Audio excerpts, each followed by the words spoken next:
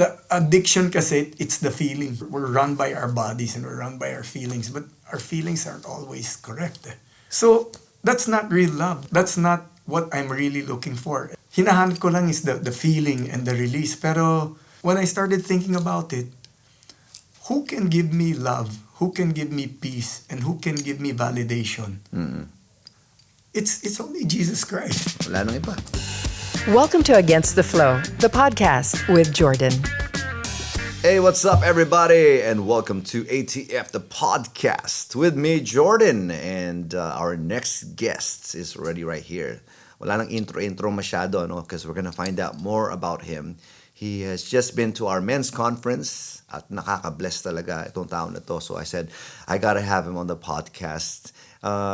Just a little short, siguro. He's a father, a husband. He's also the brand ambassador of ABS-CBN Foundation and a board member of many other organizations. So here he is. Please welcome Kuya Ernie Lopez. Salamat, Pastor Jordan. I can call you Kuya, right? Yeah, the churches I started, that's what they called me. Okay, Kuya Ernie.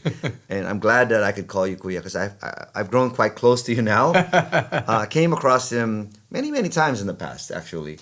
But you were from a distance, and so I said, okay, one of these days, I will meet Kuya Ernie. And 2 years ago, he was a speaker at men's conference, and I heard his testimony, and I said, Lord, can I please have this guy to our men's conference naman? And last year, hindi natuloy, but this year natuloy, and thank you so much for accepting our invitation. Thank you for inviting me. And so when I met you, I was praying that I would get the opportunity. He was getting mobbed by the men in the men's conference. Picture here, selfie here. And I said, okay, I'm waiting my turn. And then finally, like the Red Sea, the Lord made a way and I went straight to you. And I won't forget that kasi medyo kenko yung moment na yun. Because Kuya Ernie is only like the second guy I know who is kind of older than me and more techie than me. So I asked for his contact. And he gives me this card. And I'm like, oh, okay, what's this nice card? I thought he's going to give it to me. But I'm like, this is too nice to be given. Because it's like a credit card or something. QR code lang. Yung pala, it's a QR code thingy. So, I should have one of those. It's easier. You don't run out of Yes, cards. exactly. And one time I froze trying to get the contact of another guest I had here in the past. I'm like, how do you do this again? And he thought I forgot his number. Shout outs to Doug Kramer. Anyways, Kuya Ernie, sabihin ko lang mabilis, ito pa, it's an honor to have you here kasi you're one of those kuyas or even titos that I look up to. And I say to myself, when I get this age, I want to be this young. Do you mind telling everyone your age? I'm 61 years old, No born way. in 1964. You're like 1 year, 2 years younger than Tito Gary Valenciano. Okay. And both of you... He's older pa than me. I think so, yeah. Because No. We're about the same age. The same? Yeah, we're about the same. I might be older than him by a few months. Tawagan natin. Well, I think I'm older than him by a few You are? months. Okay, sige. We'll confirm that later, Tito Gary. But he's also very active and I biked with him. You go biking too, right? Yeah. So we're gonna bike too also. So you mountain bike? Yeah. Okay. So watch out for a vlog. We went to Tagaytay. But we were on the e-bikes. I mean, Okay. You need the assist feature, but no throttle, But still, that was a fun ride. I love that. Oh, you have an e-bike? I had to borrow one. Okay. Because those things are expensive. So during that time, Tito Gary had his, and I had a friend who kept his at my cousin's. And he said, you can use it if ever Gary Valenciano asks you to ride with him. Yeah, because I need that pure energy. Hindi na ako natulog nung gabi na yon. Sobrang excited. Butin lang may electricity. Patulungan ako. But you do a lot of, you also do mountain climbing, rock climbing, am I right? I do a lot of sports. Like, I don't do all, hindi lahat ginagawa ko ngayon, pero nasa scuba dive ako. I used to have a show called Wreck Hunters.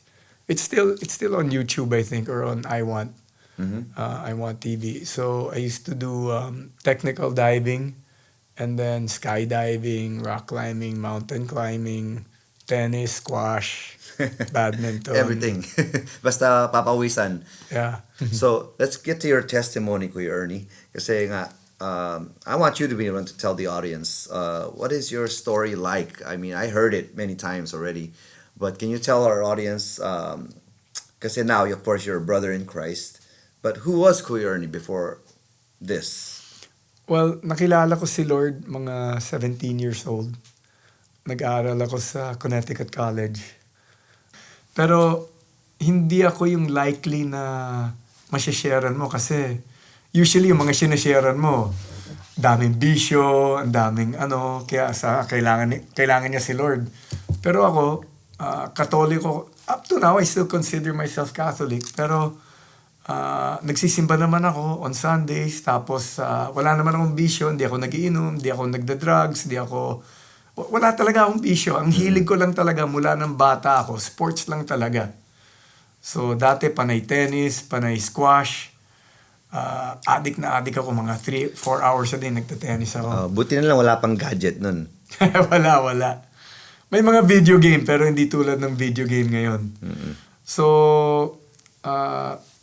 yung family ko lumipat sa States noong mga 1977 kasi yung tatay ko, medyo mahabang kwento, yung tatay ko tumakas sa bilangguan. Kinulong siya ng mga 5 years kasi binintangan siya na papatayin daw niya yung presidente. So, kinulong siya. Di naman totoo. Mm-mm. Tapos, nung tumakas siya, there's a movie called Escapo. Mm-hmm. You can watch the movie on I Want TV. I think I watched that. Oh, you did? Mm-hmm. Okay. So, lumipat kami sa San Francisco. So, nung mga 1997. Nung 1981, nag-aaral ako sa Connecticut College. May lumapit sa akin na puti. Siyempre, puti naman lahat ng tao doon. Sinabi niya sa akin, binasahan niya ako ng Bible verse na sabi niya, unless a man is born again, he shall not see the kingdom of God. Sabi ni Jesus kay Nicodemus. So sabi niya sa akin, born again ka ba? Sabi ko, hindi ko nga alam kung anong born again. Tapos, syempre hindi, kasi hindi ko nga alam kung ano yun. Tapos sinera niya ako, paano maging born again. Yung pagsisihan ko lang yung kasalanan ko, suko ko yung buhay ko kay Lord, tapos pagtiwalaan ko si Lord na siya magpapatawad ng kasalanan ko, na binayaran niya lahat ng kasalanan ko. So, pumayag naman ako. Sabi ko, sige, pray ka kasama ko. So, nag-pray ako kasama niya. Tapos siguro, I don't know how many days after, sabi niya, gusto mo mabinyag? Sabi niya, nabinyag na ako ng bata ko. Hindi, kailangan mabinyag ka uli kasi You must be baptized again. Yung may conscious decision ka. Yes. Parang kasal, di ba? Wala namang kinakasal na bata. Mm-mm. Dapat. Kinakasal ka pag may malay ka na. So sabi niya ngayon, parang kinakasal ka na ngayon kay Lord. So, bininyagan niya ako sa CR, sa bathtub. Okay. Yeah, it's kind of urgent. That's why I always wanted to get one of those tubs para sa church namin. Para hindi na naghihintay ng outing. Kasi nga parang when a person receives the Lord, parang in the Bible, talagang what's to follow afterwards is Binyag the na. ritual, the baptism. So you went straight to, or a few moments sometime Kasi a later. few days, hindi ko na matandaan eh. Tagal na nun, 81 eh. So, I was 1. So, yan, tinanggap ko si Lord. Tapos, umattend ako sa church nila. Yung church nila, nasa sinagoga.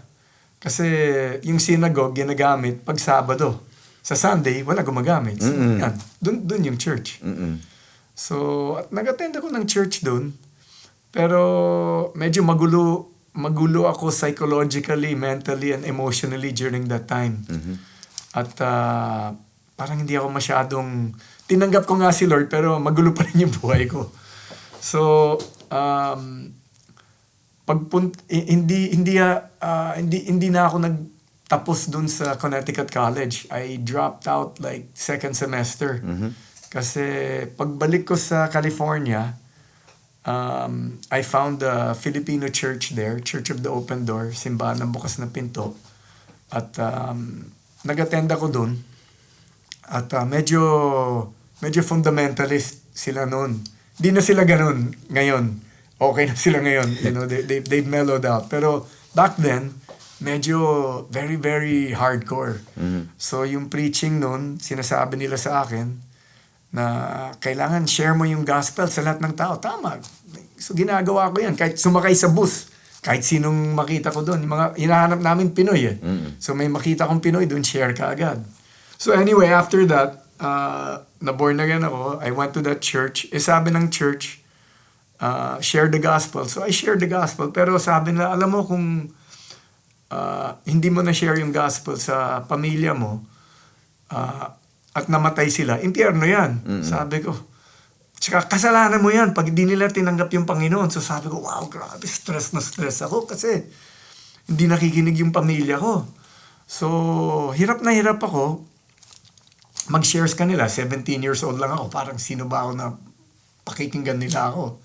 Gusto ko sila dalhin sa church, convert sila. Pero, di sila open at that time. So sabi ko lang, so yung isip ko parang bumigay.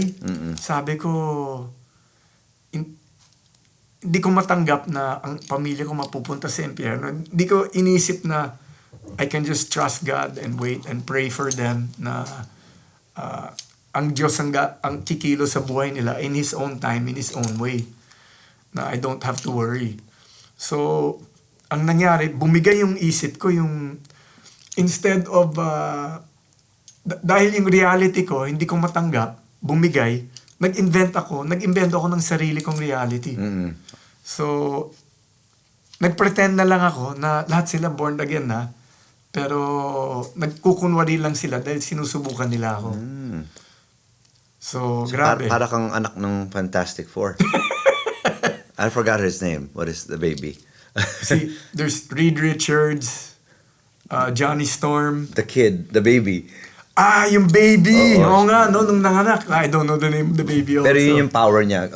Or is it Doctor Strange? Anyways. No, baka Doctor Strange. Yung pwede siyang gumawa ng mga... Well, universe kasi yung ginagawa na. Hindi ka gumawa ng universe. Gumawa ka ng reality. So, gumawa ka ng sarili kong reality. So, ang labo ng ginagawa ko. Ang dami ko na-memorize na Bible verse, ina-apply ko talagang literal. Like, nakalagay, pray in your closet. So, papasok ako sa closet, doon ako nagpa-pray. That was my sermon yesterday. Na wag niyong gawin, hindi niyo kailangan gawin yun. Or si Jesus would eat bread and wine. Yan lang kinakain ko. I wouldn't eat, I wouldn't sleep kasi si Jesus buong gabi, di natutulog, nagpa-pray siya. So I would do that. So I wasn't eating or sleeping properly anymore. Kaya ang labo ng mga pag-iisip ko. And yung streetcar tunnel nga sa San Francisco, pinapasukan ko. And then, pag dadaan yung streetcar, tatabi lang ako. Tapos, nagkukota ko ng Bible verse. They have eyes, but they do not see.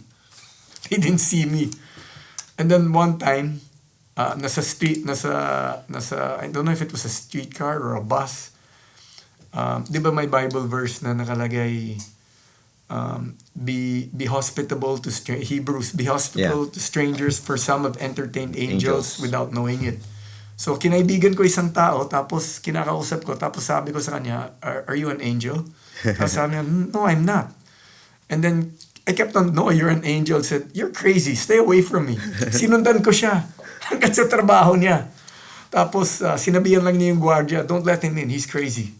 So, marami akong ginagawang kalokohan na ganun, kasi bumigay ng isip ko eh. And eventually, I ended up in a mental hospital. The Langley Porter Psychiatric Institute in San Francisco. Dahil pinasok na ako ng magulang ko dun kasi nagwawala na talaga ako eh. And I even became violent at one point. I smashed a knife in the kitchen. Lumipad yung mga tiles. So they put me in a locked door unit in Langley Porter at naka-straight jacket ako. So, not many people have experienced that. Nakasuot ng straight jacket. Can't imagine. And then I was there in the psychiatric ward. May kasama ko dun na itim. I'm not racist kaya I love black people. They're good. I have good friends who are black. Pero this guy was a black guy na ang laki ng katawan. nasiraan ng bait, pero martial artist.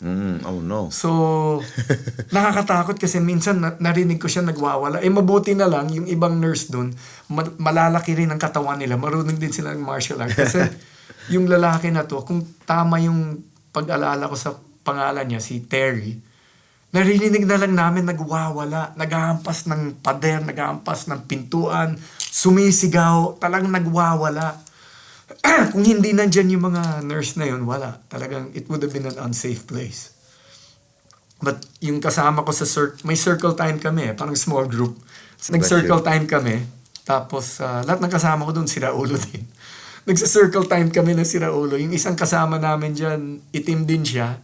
Akala niya si Santa Claus siya. So, Ka-pressure naman, so you have to tell them your side, your story naman. I don't even remember anymore kung anong sinabi ko. Basta, over time, binigyan ako ng gamot na sedatives na sobrang lakas na akala ko mamamatay na ako. I don't know if you heard that part of the story, if I shared that. Akala ko mamamatay talaga ako kasi nung binigay yung sedative sa akin, pang puti, pang malaking puting tao, small Asian man lang ako. So, yung system ko, nagsha-shutdown na. Hindi na ako makahinga.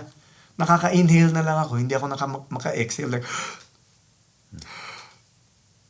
hirap pa. akala ko nakadapa na ako. Tapos, buti na lang may tumingin nasa padded cell kasi ako, pero walang pads. May nakatingin sa bintana at nakita na hindi na ako gumagalaw. So, pumasok sila kagad, binaba yung pantalan ko, in-injection. Palagay ko, adrenaline ang tinira sa puwit ko. Kasi unti-unti nakakahinga na ako. Kasi akala ko, sabi ko, Lord, malapit na tayo magkita. Akala mamatay na talaga ako. Pero, thank God, someone saw me at the right time. And I recovered. And I was in that psychiatric ward mga 1 month. Pero it felt like years. Kasi, hindi ko alam yung pangalan ko. Tatanungin, anong pangalan mo? Hindi ko alam. Yung pangalan ko alam ko, pero tanungin ako anong araw, hindi ko alam. Anong oras, hindi ko alam. Tapos, kung maglakad ako, para akong zombie. Alam yung mga zombies sa movies, ganun maglakad, hindi nagbo-move ng arms. Ganun ako maglakad. Kasi, I had to learn how to swing my arms again. Nung binabaan na nila yung dosage ko, unti-unti, nakakaisip na ako, nakakaswing na rin ako ng arms. Wow. But I was in there for a month and it took about another 6 months bago luminaw na yung isip ko. I had to go through psychotherapy and psychiatry para luminaw yung isip ko. You know, you remind me of Patch Adams. So Why with the red nose? Well, it's if you don't know, there's a movie about this doctor. Robin Williams. Before he became, a full doctor. I mean, the reason I think he became a doctor is because he came from a ward and he saw that the treatment of the patients wasn't effective or something like that. And so finally he wanted to be a doctor. So he experienced what it was like to be a patient before he can be the wounded healer or somebody who would go out and help somebody. So I didn't know about that. I didn't hear that in the stories back then. So I'm getting an extended DVD version over here of Kuya Ernie. And so after this period of time, you also mentioned that you had other addictions that you went through. Well, even though tinanggap ko na si Lord and I was following Him, I still had an addiction to pornography. That was really my biggest sin before I started following the Lord. Of course, actually, that's not true. Just not loving the Lord is already the biggest sin. Yeah. But, in the eyes of the world, in my own eyes, ang malaking kasalanan ko is pornography. And I've been addicted to it ever since I was, 11 years old. And coming from, I cannot imagine coming from the TV industry, the entertainment industry, how that struggle must have been magnified for someone like you who has more access or probably back then, when I was 13, when I was 13, 1977. So 1975, I was 11. That's when I discovered pornography. I was 11, but there wasn't much there's no video pornography. It was all magazines. Magazines, yeah, that's yun yung naabutan ko din in my young age. It was the magazines and the VHS tapes. Walang Wala pang internet. tape nun. When I was 13, that's when I already discovered all this pornography on videotapes that made it even worse. But I was totally addicted to pornography. And even as I started following the Lord, it was a struggle. Ups and downs. And that's basically why I stopped following the Lord for 19 years. Kasi when I first gave my life to the Lord, 17, I started planting churches. Nagplant ako ng church sa... First church we planted was... Yung church in San Francisco sent me to Leyte, probinsya ng katulong ko.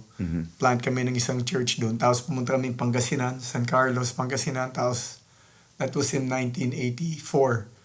Bumalik ako ng States. Noong 1985, pinadala naman ako sa Bicol. Nagplant kami ng church sa Naga. They just had their 40-year anniversary this year. So happy na nakadalaw doon. Tapos noong 1986, nagplant kami ng church sa Cubao. And then, noong 1986, I stayed na in Manila. Umuwi na yung pamilya ko galing sa States. Nung nag-People Power, umuwi na kami. Umuwi na yung pamilya ko, so nagstay na rin ako. So, never ako na-ordain na sa pastor, pero ako yung nagle-lead ng church. So, tawag lang nila sa akin, Kuya Ernie. Yeah, I mean, the Bible does say do the work of an evangelist, and it didn't say that you have to be a pastor to do that. So that's what I see you doing. It's like, sometimes may plus nga yung wala kang pastor title because you blend in perfectly, or it's like you're really just there, and then yun nga, you're doing the work. Kasi may mga tao naman na may repellent sila sa pastor or allergic sila. Takot sila. So ikaw, parang kang insider, parang asset. Lahat ng mga na-train ko, halos lahat kanila na pastor na sila ngayon. Yeah. See? So parang, is there ever a time where you think God will just say, you know what, you're already there? Or you just have this special secret agent calling? Well, Not really a secret though. The guys I trained were pastors. Some are full-time pastors, some are not full-time. Like some are school teachers, some are iba-iba. Some of them are really full-time pastors. But nung, di ba, I started following the Lord 1981 to about 1991. But nung 1992 nga, I wanted to, this is a long way to answer your question. But I would preach every Sunday. May dinidisciple ako. May Bible study kong tao during the week. Pero hiyang-hiya na ako kay Lord at hiyang-hiya na ako sa sarili ko. Na plastic ako kasi I'm still looking at pornography. Yeah. Still addicted to it. So, super discouraged na ako. At hindi ko ma-share sa mga dinidisciple ko kasi natatakot ako. If I tell them my weakness, baka mahawa.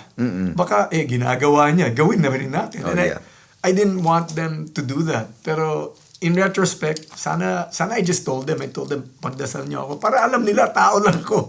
Diba? I'm just like anybody else. I have problems and struggles like you. Please pray for me. But during that time, yung mga nag-train sa akin, they never were open to me about their struggles or weaknesses. So I thought they were perfect.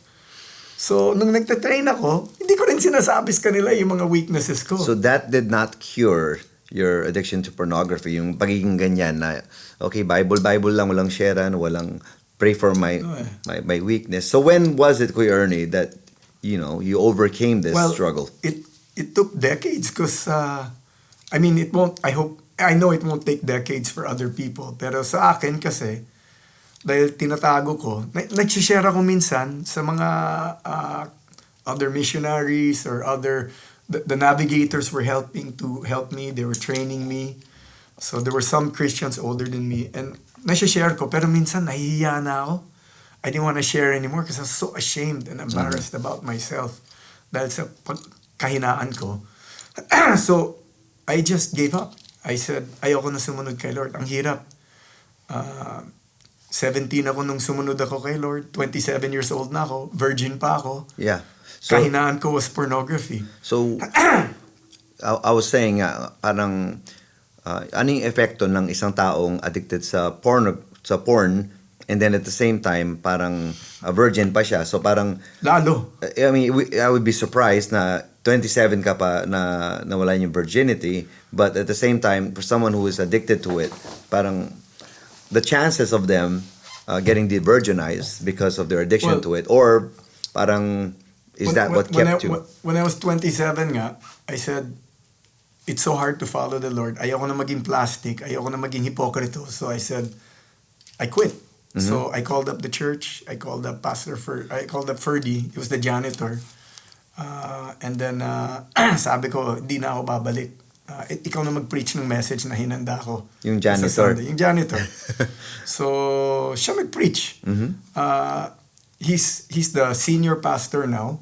Tapos nag-graduate siya sa Asian Theological Seminary. Wow. The school has the church is in the church has a school in it now. Na they get students from the surrounding neighborhood. So that's how he earns his income, his salary, because his wife runs the school. That is so amazing. I just want to say for pastors even listening, what I'm getting from this is we are not irreplaceable.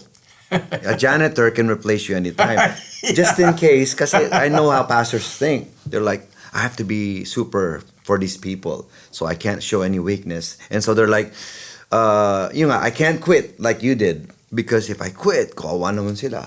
But you see here how easy it is to be replaced, or someone, God can use anybody, and it doesn't have to be you. So in a way, ang galing pa rin ng ginawa ng Lord na yung hindi na pabayaan yung ministry. Mas magaling sila kaysa sa akin. He didn't become the pastor right away.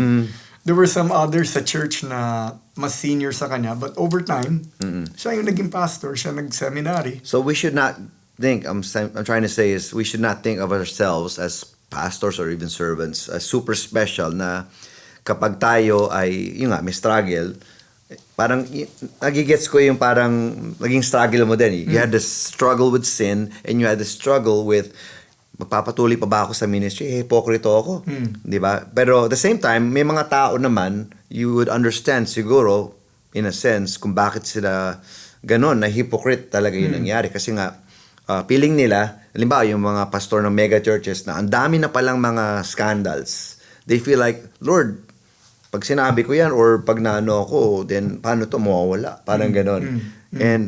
But at the same time, God is dealing with Kuya Ernie, and God is dealing with the church. So you're not tied to the ministry, and God will do things. So Kuya Ernie, I mean, the recommendation is give up the sin. You repent, di ba? Easier said than done. Well, I would recommend na you get a small group of friends na you trust and gawin mong accountability partner. Kahit madapa ka araw-araw, just share it and say it. Kasi So what mahirap finally mag-isa. did it for you? I mean, decades. Well, so nung tumalikod ako kay Lord, lahat ng mga hindi ko ginagawa dati, ginawa ko na. Lahat ng kasalanan na pwede kong gawin. I tried to get in bed with as many women as I could, as often as I could. I wasn't so successful though, even there. Buti na lang. I feel like that. I mean, I have a story like that when I was a Christian. Like, di pa ako nakakilala sa Lord, pero I tried, like he says. But I think I was so ugly inside out. But then, nagulat ako nung umuwi ako sa Pilipinas. Ito, not to... Dito gwapo ka. We call it the Jesus glow. Parang binago ka ng Lord eh. Kasi in the past, wala talaga nagkakagusto sa akin. Nung naging Christian ako, nagulat ako. So, I could only conclude, hindi ako ang nakikita nila, si Lord. Di ba? Di ba? That's it. Pero, praise God, nung time naman na nagustuhan ako ng girls, I was not after them anymore. Oh, that's good. So thank God for that. Even up to today, yeah. Yeah. So Kuya Ernie, if you could tell people out there your remedy secret to overcoming pornography, yung small group, and then it took time, and it took I had to understand. Iniisip ko talaga, bakit ako ganito? 'Di ba? Parang 19 years ako nawala kay Lord, 'di ba? So I'm like, I would masturbate, I would go out with women, I would do all these things. But then, even then, I wasn't happy about it. yes, Even though I wasn't following the Lord, I got married, and I said, I'm married and I'm still looking at pornography. I'm still masturbating. I said, what's wrong with me? When I came back to the Lord after mga 18, 19 years, so I said, okay, I want to follow the Lord, but I still have this struggle. It's still there. So inisip ko, I said, I had to, it took time. And I said, when I look at pornography, di ba, you look at pretty women. Why would you look at an ugly woman? Di ba? Why? You look at pretty women kasi that's the fantasy. Nag-imagine ka that pretty woman likes you or that pretty woman is doing it with you. And why do you want a pretty woman to be doing it with you? It's for validation. Kasi pag naglalakad ka sa mall, gusto mo bang kaakbay mo pangit o maganda? Eh syempre maganda. Kasi why? Pogi points. It's validation. Pag may kaakbay ako magandang babae, that means, oh, she must see something in me. There must be something about me na, kasi pwede naman kahit sinong lalaki, pwede niyang samahan. Akong sinamahan ng magandang babae na to. Or like, you're in a nice car, a beautiful car.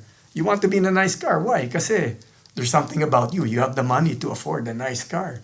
So, I started to realize, ang hinahanap ko talaga is pogi points. I'm looking for validation. And whenever I look at pornography, kasi I would use pornography for everything. Malungkot ako, porn. Masaya ako, porn. Bored ako, porn. Pagod ako, porn. It was like my God. It was my answer for everything. But it never satisfied. I always felt lousy afterwards. Yes, I mean, no one feels good about any addiction. No, it gives me a release. It makes me feel good for a little while, but afterwards, I'd always feel lousy. So when I started thinking, so why do I keep on doing this thing that makes me feel lousy?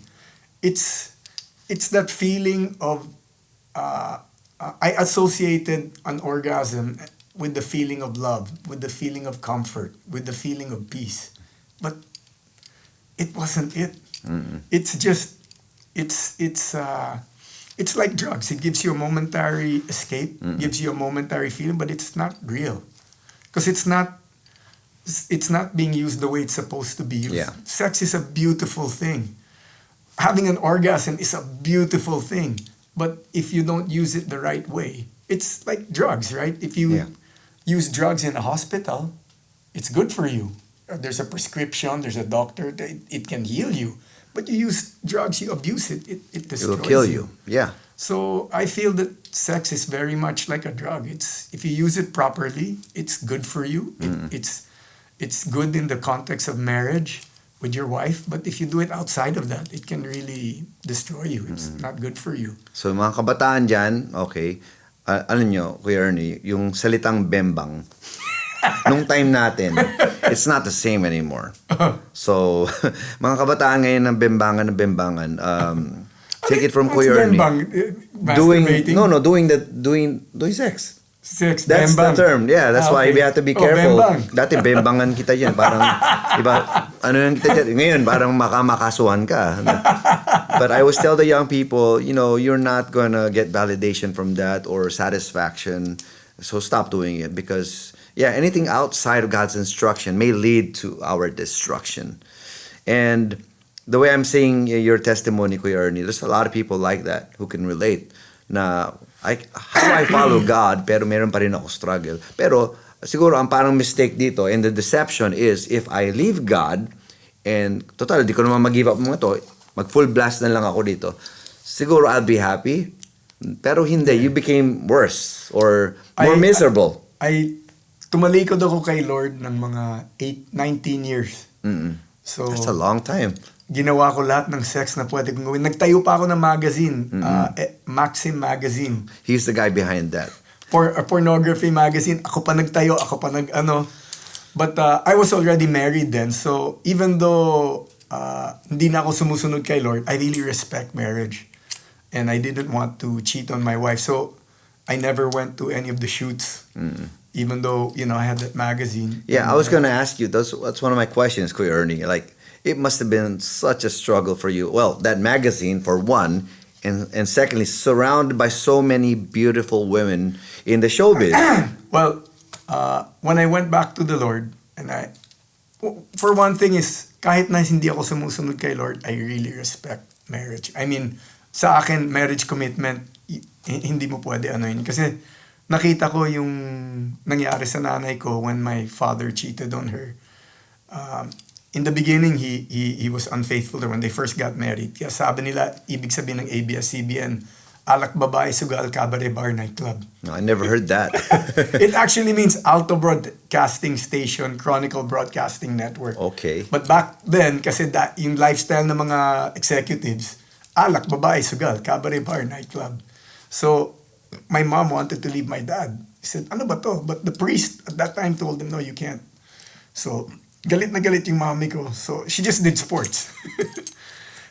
But after he was in jail for 5 years and 9 years na sa state siya, he was faithful to her. And they went to Couples for Christ, Marriage Encounter, Life in the Spirit seminars. And he became everything my mom wanted. Nagbabasa na siya ng Bible. You know, may close relationship na siya kay Lord. So, tuwang-tuwa yung nanay ko.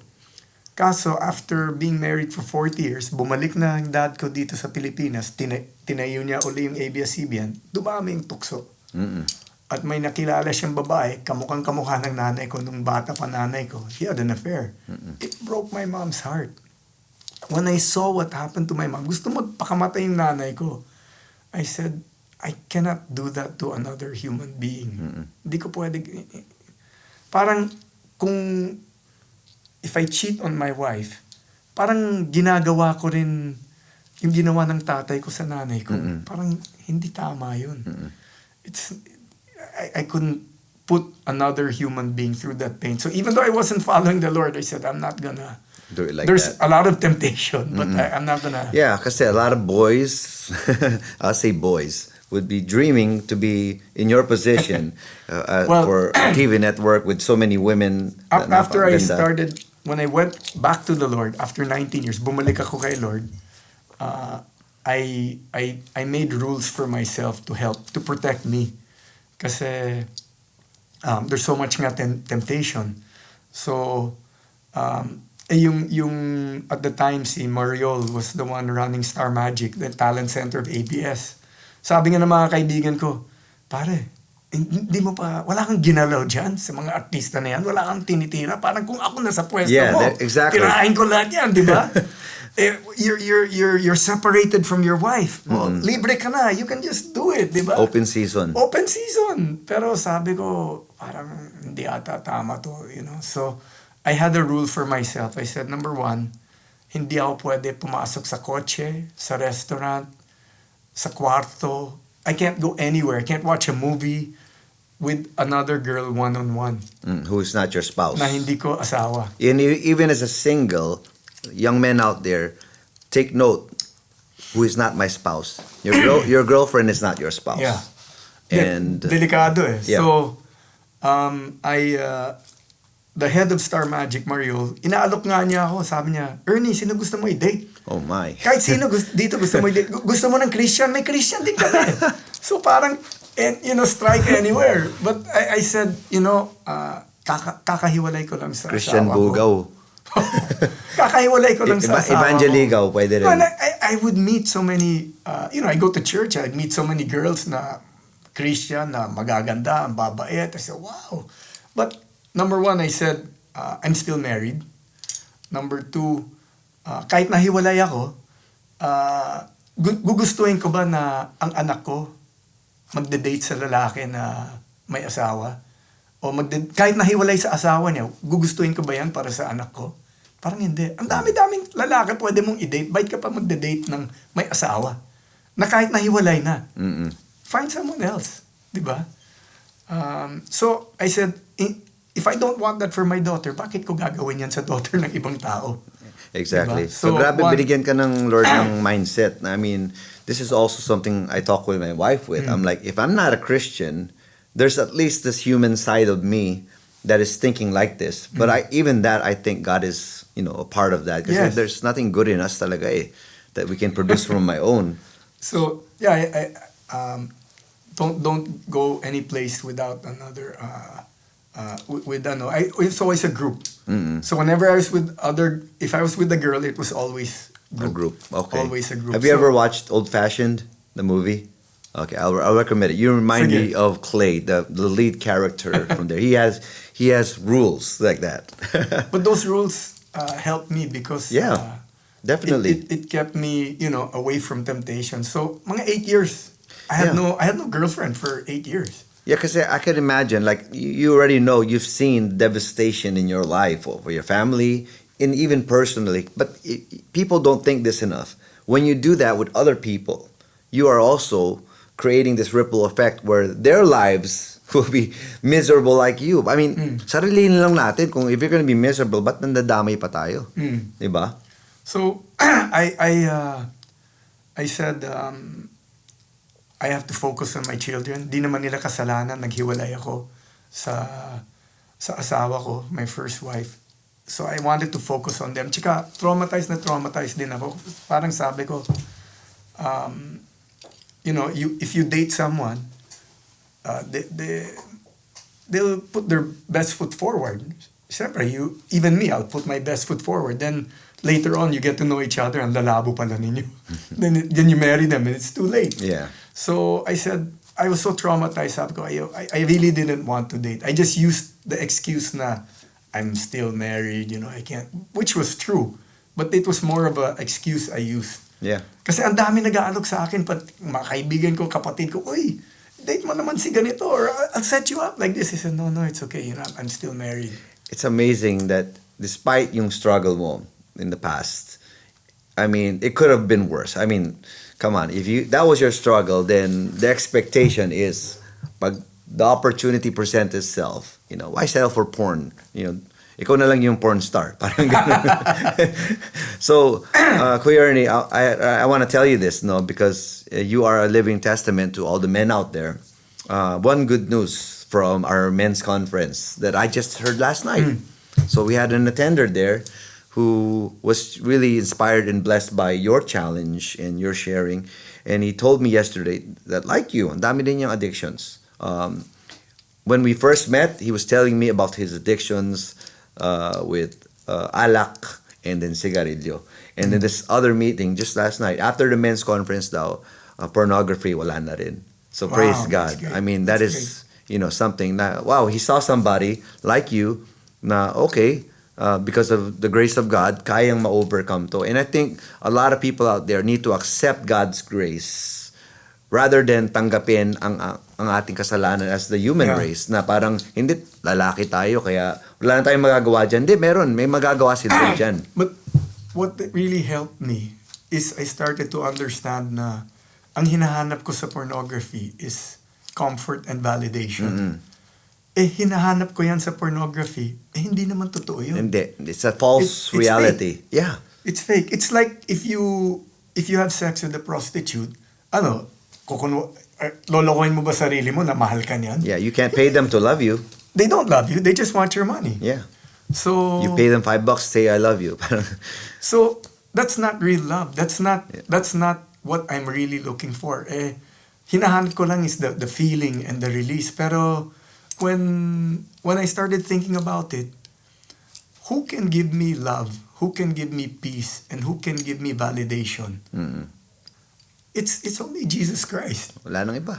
So actually, when people are addicted to porn, they're actually looking for Jesus. They just don't realize In it. the wrong place. They're looking in the wrong place. And the addiction kasi, it's the feeling. We're run by our bodies and we're run by our feelings, but our feelings aren't always correct, not always right. And it's like I devoted a lot of my life to triathlon for several years. I was a very serious triathlete, and to be a serious triathlete, like we were competing in Ironman triathlon, so that's 3.8K swim, 180-kilometer bike, and then 42.2K run, and you have to finish that in less than 17 hours, and that's straight. So when I committed myself to that, it took a lot of discipline, and you have to say no to a lot of things, and you have to say yes to a lot of pain. Kasi te-training ka, hindi naman masarap yan eh. I mean, there are endorphins. It feels good. But it's also hard and it's Yes. also painful. Sabay yan. Kailangan tanggihan mo. You have to sleep early. You have to say no to alcohol. You have to say no to bad food. If you want to win and you want to do well, may team ako. I was part of the Polo Tri team. In that team, we don't care about the other teams. We just want to beat each other in the team. So we had a community that was encouraging each other. If we didn't have that community, who will want to do this? Ang hirap. But we had this community where we encouraged each other. Iron sharpens iron. Iron sharpens iron, so one man sharpens another. I actually made my teammates memorize that verse. Naintindihan nila. But it's like that, following the Lord. You have to say no to a lot of things if you want to be successful, and you want to move forward. So, in the same way that my triathlon teammates helped me in triathlon, I wouldn't survive without their encouragement. I also wouldn't be able to survive following the Lord na mag-isa. Yeah. It's faith and actions. So talagang yung actions, samahan mo ng maraming disiplina, and then those things going hand in hand. And so right now, Kuya Ernie, kamusta ka naman ngayon? Of course, ang dami mong kinuwento sa grabe, napakakulay. Actually, napaka-dark. Maraming pangyayari. Pero today, like your family, kamusta naman sila? I think a lot of them know the Lord na rin. I don't think they know the Lord maybe in exactly the same way I do. But like, I look at my sister Gina. I look at her life. I mean, parang she's the closest that I know to knowing a saint, in the Catholic sense. Kasi we're all naman saints. But siya, talagang, she devoted her life to loving God and loving your neighbor. That's obeying what Jesus said. Works don't save you, but I believe that she had faith in Jesus. Because, I would bring her I brought her to like the National Prayer Breakfast in Washington. I introduced her to my friends, and she agreed with everything we were saying. She didn't go to church the same way I did, but she was definitely obeying Jesus the way we were all supposed to. So you're helping a lot with that foundation. With the ABS Foundation. Well, my other sister's the one who's really running it now, Berta. And I just help her out. That's great. Yeah, I mean, this heart for the mission field, and even, helping out the poor and children, this is something that I believe, we cannot produce on our own, this compassion. Na talagang it's something from God talaga, that if it wasn't for God, I don't know anyone who can do it on their own. I mean, maybe for a time, or it's either that or they're doing it for fame, validation, or whatever. Pero si Lord talaga, pag naranasan mo yung love niya, you just want to give it out there. And Kuya Ernie, before we end it already, I want to say thank you then, because one of our members in the church, hello Tita Beth, and she was sobrang eager to attend our men's conference. And I said, Tita, it's a men's conference. And she's, paulit-ulit siya, makulit siya. Sabi niya, magbabayad daw siya ng ticket. It's a men's conference. Pero pumayag ako once I learned why. And that is because you were one of the speakers. And then she claimed that because of Kuya Ernie, many, many years back, he came into their home, and then the whole family, nakakilala sa Lord because of you. So thank you so much of that. Thank you for doing that, because, I'm grateful that, Tita Beth is one of our active members, and I never knew that, but she told me, okay, definitely, I will make sure you two meet. And it's a great story of what happens when, a life that is touched by the Lord is also going to share it with others. You just never know who's out there. Yeah. I need to answer your other question about you don't have to be a pastor. You asked that earlier. When I first came back to the Lord, I said, Lord, ano bang gusto mo gawin ko? Do you want me to do full-time Christian work again, be a missionary? And then it's like the Lord said, no, you stay there at ABS. That's your church now. Yeah. So, I tried to share my faith there in ABS. And then so we had Bible studies in my office. There's the Christian fellowship then. That's regular. My secretary came to know the Lord. She ended up marrying a pastor. And then, different people in the office started coming to know the Lord, and I was happy about that. And I'd share my faith in the office in a different way. I mean, did I ever tell you about Pastor Mike? I think so, but go ahead. Yeah. Well, he's a prophetic pastor, and he came to the office and he would tell the people in my office, "You should stay in this company. Don't move to any other company. This is a good company. You should stay here." And I was like, "Why is he saying that?" He's going around telling people that. And at that time, our company was about to be closed. We had 4 strikes against us. Strike 1 was I had just let go of like 30 employees to cut costs. Strike 2 was globally and locally publishing was dying. Strike 3 was a lot of employees were resigning because they said this is a sinking ship. And strike 4 was I heard from the grapevine the executive committee had already decided to shut down the company by the end of the year. But Pastor Mike was going around saying, "No, you should stay here." And I'm like, "Does he know what's going on?" And then by June of that year, we published a book called Stupid is Forever. It was a book by Miriam Defensor and basically talked about her jokes. It turned our company around.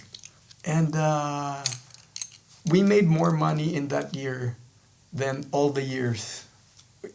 Our company has been around for about 20, 30 years, but we had ups and downs. If you get all the good years together, we made more money in that one year than all of the good years put together. Wow.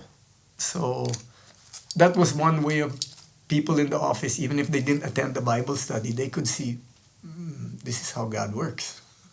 Amazing. Yeah. Well, I wish we had more time, but there's so many stories and we'll just continue it in our lunch, off the record. Pero thank you very much. I wish I could offer you more than coffee and conversation. No, that's fine. And I was going to give you a ring, but you have too many rings now. Or is there space, Baba? Pinkies. Pinkies. And papala. That's another story too. Maybe when we have you back, we'll talk about that. But thank you so much. Any shout outs to people out there watching this?